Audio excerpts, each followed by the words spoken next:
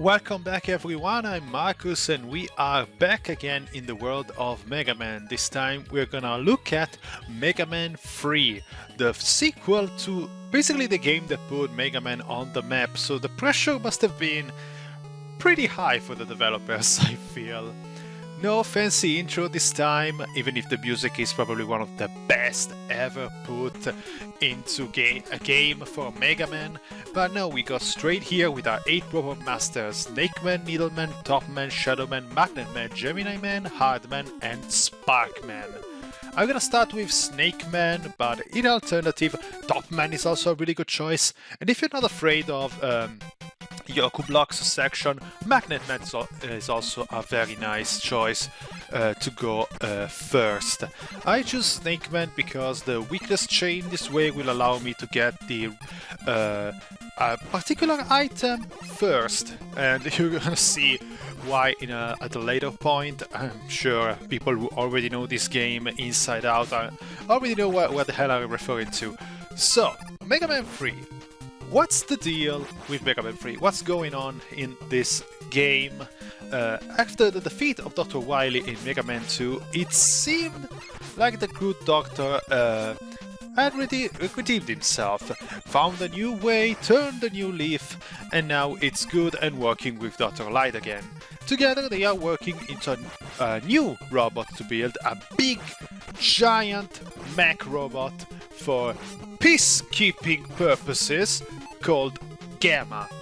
I don't know what's so peacekeeping about a giant robot, but whatever. And we also see our new body here, Rouge. It's in substitution to the other movement upgrades that we got in the last two games. We have Rouge as a companion.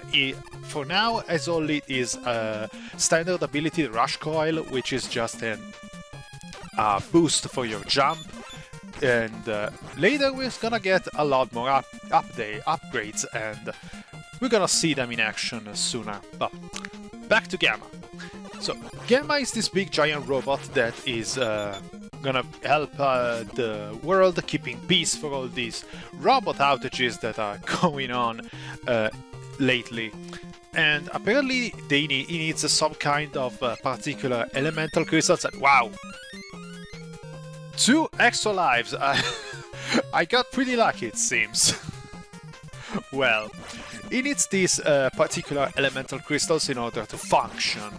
And the 8 robot masters that we are fighting, which have been built both by Dr. Light and Dr. Wily in conjunction, are the ones that are doing the excavations. But something is going awry, the robots start going mad and attacking everyone, and there seems to be another robot on the scene called Brakeman. Who is this robot?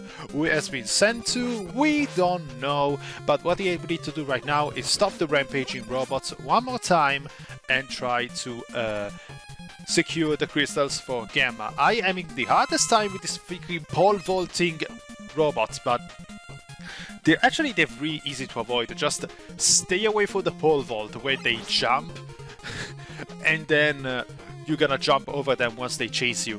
This is probably the hardest section of the stage, because we are up in the air, we have these spinning, floating platforms, and now we're gonna see the true enemy of this section, these masked bullet bills, because they really look like the bullet bills from Mario, and they move slowly once they are clouds, but once they are covered, they are gonna freaking dive bomb towards your direction. You have to stay. Damn it! First death already. Spoiler: I'm gonna die a lot. This run has really not have been one of my best, but yeah. What the hell happened there? I almost saw that happen to me. What the hell? But yeah, these bullets, just stay alert. You can destroy them, but it's really not worth the try. You're not gonna have probably enough bullets with just your Mega Master, and just abuse their speed to just get them out of the way, because in this section right here, as you saw, they can be quite a nuisance to your jump and actually make you fall down. This time I managed to not fall down. And now we have our first Robot Master Snakeman. How is a snake supposed to go with excavation? I don't know, but hey, that's the plot of the game. So, Snakeman is not that difficult, but it does a lot of damage on contact. So if you want to go for him first, just try avoid him as much as humanly possible. Not like I'm doing right now. I'm sucking very much with him. Oh, damn it. Yeah, almost 0 lives at the first ever stage. This run is a bit cursed. But yeah, he always walks and he only jumps when he's about to attack. So just bait him into an attack and then try to avoid his walking. If you manage to keep the higher ground with the pillar in the center, it gets manageable. And if you once you get into a rhythm with him, just keep patient, and you eventually will be golden. Unfortunately, it's very random when he decides to just jump and attack. Sometimes he just walks around for a while, which hey, is not bad. At least you can get some pot shots for free. He has a lot of life. It's not really susceptible to the Mega Buster, but now that he's been destroyed, we've done with our first Robot Master, and we get the first weapon of the set. And as you can see, you can just see the weapon charge. You got the Search Snake. Search Snake is a very good weapon. It's basically just like the Bubble Lead in Mega Man 2. It's just gonna crawl around the floor and ceiling, and it's really nice if you are in a situation where the enemy is very grounded and you just want to get rid of him. You're gonna see me use it a couple of times later. Now we have Gemini Man in this giant excavation site that feels like we are in space. Thanks for the extra life. Feels like you're in space, like you're in space and penguins. I don't get if these are supposed to be crystals or ice. I have no clue. But yeah, Mega Man 3. This has been, for what I've really looked up about this game, for what I've heard and researched, allegedly this was not a hard game for the developers to make. An easy game for the developers to make. God damn it, I mismatched my words. I think not only the pressure to follow up to such a very good game like Mega Man 2 was a bit high, but also it seems like they weren't able to completely finish this game like they wanted to. And who is this guy? Is he the mysterious Brakeman? Who knows, but hey, he helped us getting inside, so couldn't be that bad, right? Oh, let's abuse a bit of rush coil to get these things. I wanted extra lives, I kinda need it. Oh, damn it. Come on. Is it possible to reach? Let's try one more time. Nothing. Well, we are just gonna have to accept and leave that thing behind. But yeah, apparently they were running a lot behind schedule. There were really a lot of troubles in doing this game. One of the original creators left, and basically left everything inside in the hands of Inafune. And yeah, things were going smoothly. At this point, Capcom had realized the potential of Mega Man after the first game didn't really wow everyone out of the water, but the second game was an absolute success. Really put the series on the map. If we ever Mega Man right now is pretty much all thanks to Mega Man 2. And yeah, there was a lot of pressure, there were a lot of things they were trying to do that really didn't end up going to fruition. And you can clearly see, like, for the fact that we don't have an intro for this game, unlike Mega Man 2, where it was really trying to push at least some kind of intro to see, yeah, this is a new game, look, we are doing something. Right now it really seems like there were mostly rushing to get this game out, because since now it's going to be like one game a year up until Megaman 5. So yeah, there was a lot of of turnover at Capcom, and there were a lot of Mega Man games at this point or onward. If you wanna pull your hair out and try to understand how the hell do you actually try and oversaturate a market in such a way, go look up the release schedule for Mega Man games. I think it's like 1994 or 1995, I don't remember which year it was, but there were like 4 different Mega Man games for 4 different consoles, if lucky in one year. It was insane. This section will be a lot easier if we have another upgrade for Rush, but since we got here earlier, we are gonna do this the hard way. And I like it, this is a thing that I like, how Mega Man manages his difficulty. You're gonna see it here as a prime example. You jump between these platforms and you have a fish coming down that will shoot rockets upwards in order to hit you. And after a while, it will introduce those, I think they're supposed to be fireflies or dragonflies. I keep mixing them up. I'm such a moron. Those, these kind of dragonfly enemies that would just beam towards you once they come down, and yeah, another death. You're gonna have to manage avoiding the missiles coming from downwards and the enemies upwards, and all the while try to platform over a very perilous situation. But yeah, this is something that I really like about Mega Man. Everyone keeps... Most people say that Mega Man is kinda cheap, but I really don't agree. Like, sometimes he likes to pull some gacha moments, and we're gonna see them a lot lately, but I think for the most of the challenge, it manages to be quite fair.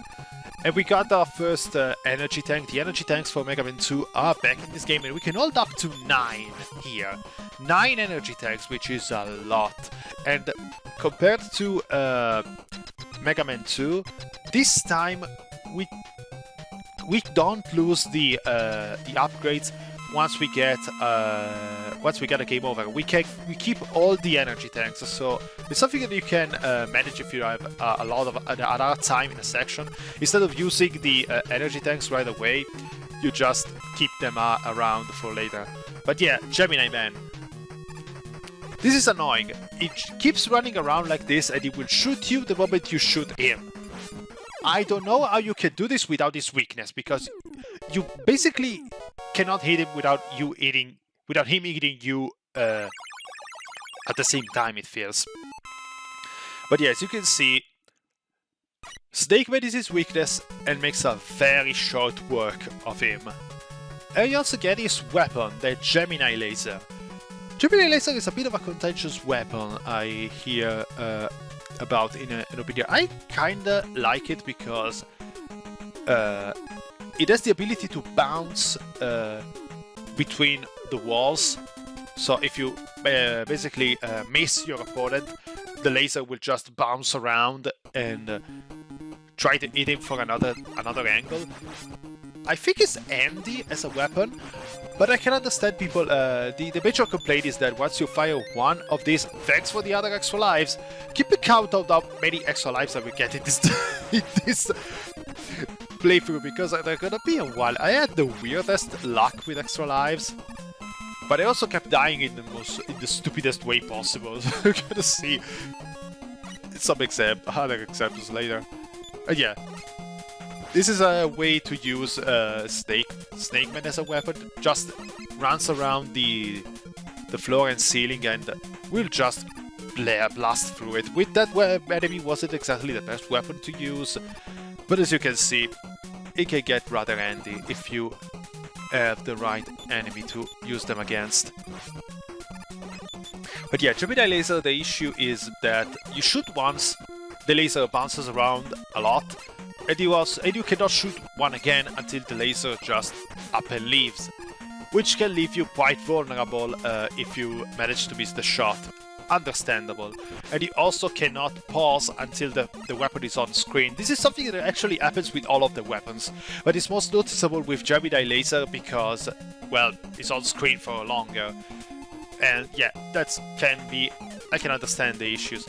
And this is a new ability that I haven't talked about until now, the slide. The slide, I think, is the best introduction in Mega Man's moveset, because it gives you a new dimension in order to dodge enemy attacks that, once you really get the hang of it, can be absolutely useful. And you're gonna see with a particular boss in this game how easier it can make the boss fight. And yeah, I like it because it makes a lot of gives you a lot of opportunities with dodging enemies, and also a lot of opportunities with the level design as well. So yeah, the slide, this according even to some, it's the best introduction, and something that people really miss once it's not included in Mega Man's moveset, and I tend to absolutely agree. It's really the one thing that Mega Man 2 doesn't have above Mega Man 3. Damn it! I hate these enemies. I never care about fighting those enemies for a simple reason. They take too long. If you see, even in Mega Man 1, once we get these jumping enemies, I always try to avoid them, because you just stay there and they will jump around, and they're gonna take a lot of punishment until finally they decide to just go away and die. So yeah, it's just better to just tank the damage and avoid them. We have a lot of energy tanks in this game, so that's not something that we really need to worry about. Yeah, fuck off, I'll just tank it and be done with it. And here we are, the boss fight. Oh boy, this boss fight. Needleman is a boss that the first time I played Mega Man 3, he legitimately was a wall for me. He has these 3 attacks, these needles that go everywhere and they're really hard to dodge. This headbutt attack that has a lot of range, and he also hurts like hell on contact. If I don't have Gemini Man, I don't think I can legitimately buster this guy. Mega Man 3 can be quite a bitch with his robot master. With the exception of 2 or 3, they all do insane damage on contact. It's absolutely nuts. But yeah, we also have now Needleman is gone. We get his weapon, and we also get another perk from his fight. Not only the needle cannon, which is basically like a Gatling gun, but we also have the Rush Jet. The Rush Jet, which is the most powerful exploring item in the Mega Man history, especially here. We're gonna see how broken it is in the next part of Mega Man 3. See you later, guys.